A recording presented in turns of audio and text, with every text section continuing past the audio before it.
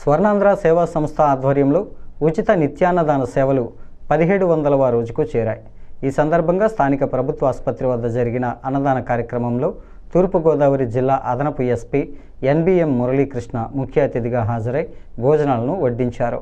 ఈ సందర్భంగా మురళీకృష్ణ మాట్లాడుతూ అన్నార్తుల వద్దకే అన్నదానం అనే స్వర్ణాంధ్ర కార్యక్రమం ద్వారా రాజమండ్రి నగరంలోని నిరాశ్రయులకు, ముఖ్యంగా రాజమండ్రి ప్రభుత్వాసుపత్రికి వచ్చే రోగులు, వారి బంధువులకు ఎంతగానో ఉపయోగపడుతుందని మురళీకృష్ణ అభిప్రాయపడ్డారు.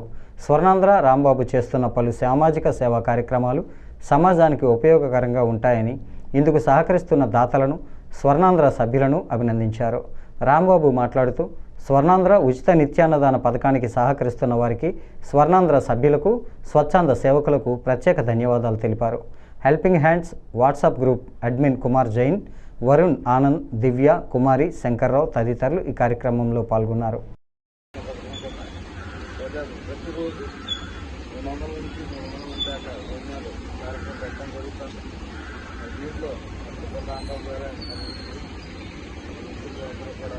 కార్యక్రమాన్ని సిబ్బందితో నిర్వహించడం జరుగుతుంది.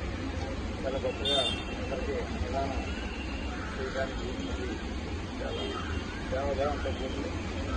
సేవాభావంతో పాటు మనసు ఆనందం వారికి దీనికి గొప్పంగా అవుతుంది. ఎంతోమంది అనాథులకు అన్నదానం చేసే కార్యక్రమాలు అందరికీ దక్కుతుంది. నిజంగా కార్యక్రమాలు చేస్తున్నాను.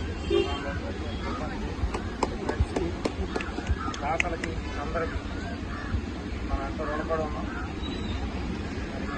1700 కాదు, 17,000 లక్షలు అవ్వాలి. ఈ యొక్క అన్నదాన కార్యక్రమాన్ని కొనసాగించాలని దేవుడు ఆయురారోగ్యాలు రామబాబు